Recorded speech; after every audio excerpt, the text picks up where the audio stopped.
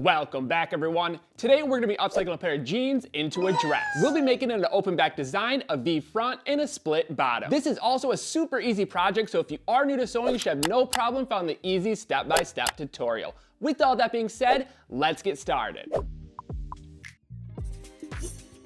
Getting started with supplies, you need one pair of pants, and you can use any style of pants for this project. I'll be using a wide leg denim pant. It's going to give me a little bit more material to work with, but it's not necessary. You can still make this with a standard pair of pants. But anyways, moving on to the project, the first thing we're going to do is measure down 2 inches from the bottom of the fly and cut straight across. Depending on the layout of your pants, you will want to watch out for the back pockets. Mine actually fall in the line I'm cutting, so I'm going to be trimming off the bottom ends of the pocket. If you want to keep the pocket fully intact, then I recommend going a little bit below the back pockets. The second thing to watch out for is the front pocket lining. When you're cutting, you're going to want to look inside and make sure you're not cutting through the lining. And after cutting, we don't need the top section, so for the moment we can place it off to the side. And what we're going to do next is locate the center seam and cut directly next to the seam, separating the 2 leg panels. Rotate the pant legs to the side seams, and this is going to be the seam that doesn't have the double stitch. And with most pants, this double stitch will be on the inseam. So grab a pair of scissors and cut directly down the side seam. After cutting, open up the panel, and this is what we'll be using to create the top and the bottom of the dress. There's a lot of fabric here to work with, and it should be enough to make any style top and bottom for the dress. To make it easier, I'm going to be using the hem at the bottom to create the top section of the dress. It's going to give it a nice, clean, professional finish, and to show you how I'm going to do this, I'm going to grab the top section and the bottom section of the pants and take it to my dress form. With the hem at the top, I'm going to roll the side edge over, line the bottom up with the end of the waistband, and the top about 1 inch away from the princess seam. Wrap the fabric around to the back and line it up directly in the center of the pants. And I will be overlapping the 2 sides in the back. Spin the dress form back around to the front, locate the princess seam, and what I'm going to do is bunch up the excess fabric and fold it over to the side. Place a few pins and move to the side seam. We're going to do the same exact thing on the side seam, bunch it up, and fold it over. Place a few pins to hold it in place, and as you can see, this really tightened up the fabric around the midsection. And this may look a little bit different depending on how wide your pants are. The next thing we're going to do is locate the waistband, and we're going to trim about midway through the waistband. You don't want to trim directly at the top of the waistband because you want to give yourself a little bit of fabric to work with as seam allowance when we sew it on in future steps. I found cutting at the bottom or the center works very well. Now we can grab the second leg panel and do the same thing, but this one we're going to line up on the opposite end of the waistband. And once we attach this to the waistband, these 2 panels will overlap.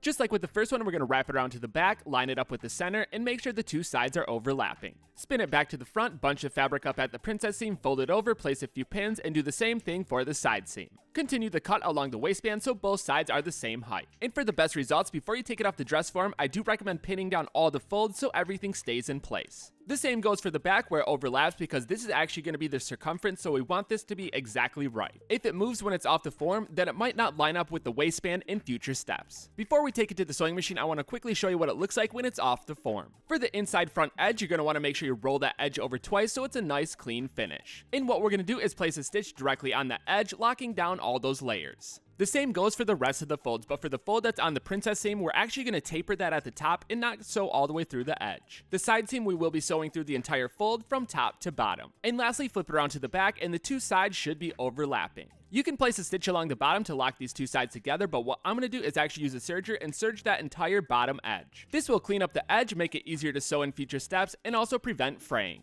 But anyways, once you're ready, take it to the sewing machine, start by sewing the rolled edges and then the folds for both sides. And no worries if you don't have a serger, you can use a zigzag stitch instead. Both methods work great and prevent fraying. And after sewing, the best thing to do is pin it back on the dress form and just double check, make sure everything sits perfectly. Because at this point, if there is a little bit of loose fabric in a section, you can always de-thread a fold and add more to that fold. Or loosen it up if it's too tight. But if everything is looking good, we're going to move on to the next step and grab the bottom section, and what we're going to do is attach that top section to the waistband. Unbutton and zip the waistband to open it up, and we're going to place the top section in the center of the waistband. Remember, the front edge of each side should line up with each end of the waistband. So once it's on, you'll be able to button it closed and the 2 sides will overlap. If for some reason the circumference of the top section doesn't line up with the waistband, the easiest way to make adjustments is in the back where it overlaps. But now that we have it lined up, we're going to pin it down, take it to the sewing machine, and stitch directly at the top edge of the waistband. And I'm trying to sew above the belt loops, it just gets really bulky and it can break needles. And after finishing it up, you can try it on, see how it fits, but that top section is not going to fit correctly until we add the strap at the top.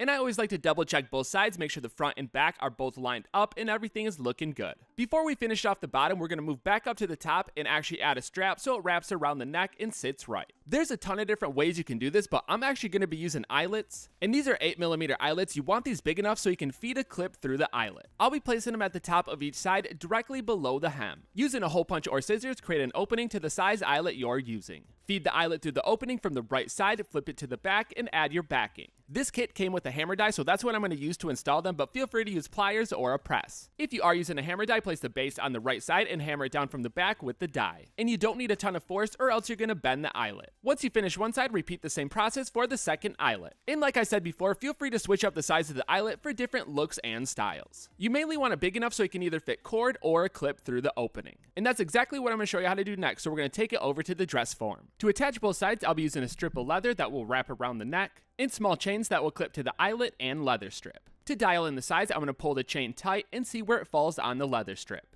Roll the leather end over and mark that point. And you want to make sure it's nice and tight so it holds the front section up. Go ahead and repeat the step for the opposite side, and then we're going to take the leather strip back to the table. Now that we have both sides measured out, we're going to roll the ends over and add an eyelet through both of the layers. Just like in the previous step, we're going to start by punching out an opening for the eyelet, feed the eyelet through the opening, add the backing, and hammer it into position. And once you have both eyelets installed, we're going to take it back to the dress form and see how it fits. If you're trying to make this a universal size, then you're going to want to add an adjuster on the leather portion of the strip. And another quick way to make adjustments if it's not tight enough is to take links out of the chain. And if you want to add an extra designer detail, you can add a chain center back. There's a ton of different details you can add to make it really work with your style. But anyways, moving on, we're going to finish off the bottom, and what we're going to do is take the pant legs and line them up with the bottom edge. To make it easier, I'm going to have both sides overlap in the front and the back. This is also going to create a split on both sides to make it easier to walk. We'll be using the entire pant leg on both sides of the dress. If it's too long, I'm going to show you how to trim it down in later steps. But now that you have a visual of how the bottom is going to overlap and come together, we're going to take both pant legs back to the table. Since we already cut off the hem for the top of the dress,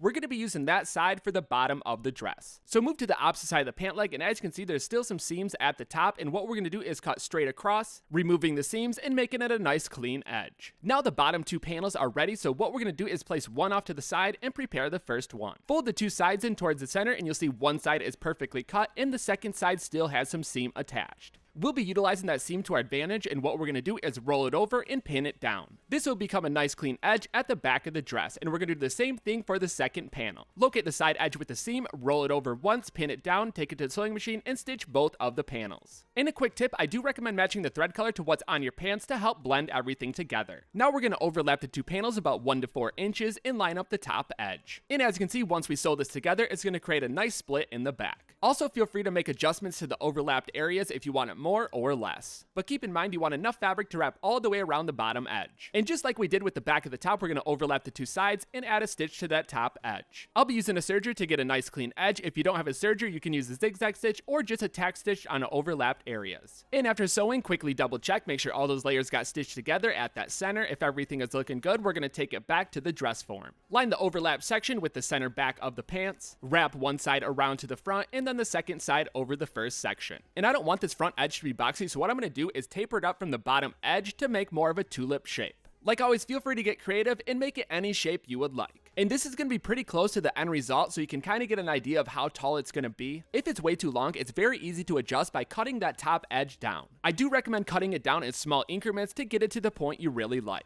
But for the video, I'm going to keep mine as is so I can utilize all the fabric within the pants. And before we attach it, we first need to hem the bottom edge. And to do this, all you need to do is roll that bottom edge over once or twice to get a nice clean edge. Or if you like the distressed look, you can keep the edge as is and it will fray over time. But real quick, before we add the hem, I want to lay it out flat and show you how to make adjustments to the length. It's really simple. All you have to do is starting at the top, trim it down to your desired length. And like I said before, it's best to do this in small increments so you don't accidentally remove too much. Also, if you do have a serger, I recommend serging the side edges just to get it nice and clean so it doesn't fray. If you do it this way, then you only have to roll the edge over once and it makes it a lot easier to hem. But no worries, if you don't have a serger, you can still roll it over twice to get the same results. And since we are working with a curve, you're going to want to use a lot of pins. Once you have both sides pinned down and ready, we're going to take it to the sewing machine and stitch directly on the hem. And I place my stitch about 1/4 inch away from the outside edge. And you'll want to double check your work because you can always de-thread it and restitch it if you need to. At this point, if everything is looking good, this bottom section is complete and we can install it to the top section. This will be the last time to make any adjustments, so feel free to trim it down to adjust the length. But if you're happy with the length, we're going to slide this section to the side and grab the top section. And the goal is to line the top edge of the bottom section up with the bottom edge of the top section. So place the right sides together, and I like to start by lining up the center back and then wrapping the sides around to the front. Keep in mind we are overlapping at the front. If you don't like that look and you want to be perfectly lined up, you can quickly add pleats to the bottom to shorten the length so it matches up with the circumference. We are working with a lot of layers here, and we don't want it to shift around as we're sewing, so I do recommend placing a lot of pins. And when you're ready, take it to the sewing machine and stitch at a 1/4 inch seam allowance around that entire bottom edge. For a clean finish, I do recommend using a serger. Mine unfortunately couldn't sew through the bulkier areas, so I just used a regular straight stitch. But from here we can flip the right sides out, and the next step is adding a top stitch to our new seam. There's 2 different ways you can do this. You can fold the seam allowance towards the bottom or towards the top, and it's going to result in 2 different looks. Both ways are going to result in a nice top stitch. It really just depends on what look you're going for. I'm going to be pushing my seam allowance towards the top because I want that skirt section to kind of fall under that pants section, and this will give it more of a blended look going from the bottom to the top.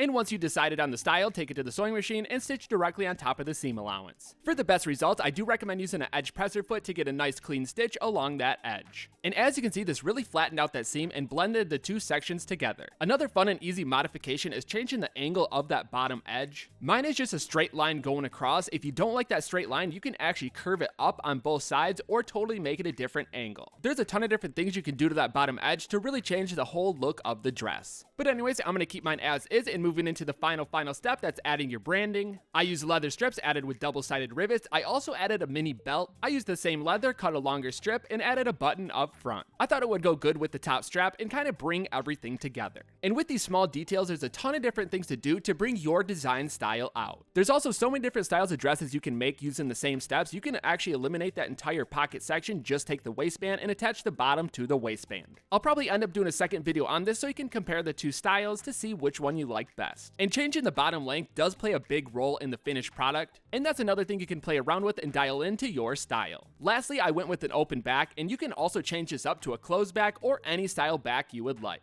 It's pretty easy to move those panels around on the dress form to get it exactly how you would like. But anyways, I hope you had some fun making this dress and picked up a few new skills that you can use in other sewing projects. And there you have it, your upcycled dress is complete. Hopefully yours turned out as good as mine did. And there's so many different directions you can take this, whether that's swapping out a V for a straight top, fully wrapping the bottom, making the bottom shorter, moving that fabric up top for a more corset look. The possibilities are endless, so I hope you have some fun with it. Like always, I want to see what you come up with, so tag me on Instagram at ProperFitClothing, and until then, I'm going to keep the videos coming at you, so I'll see you next time.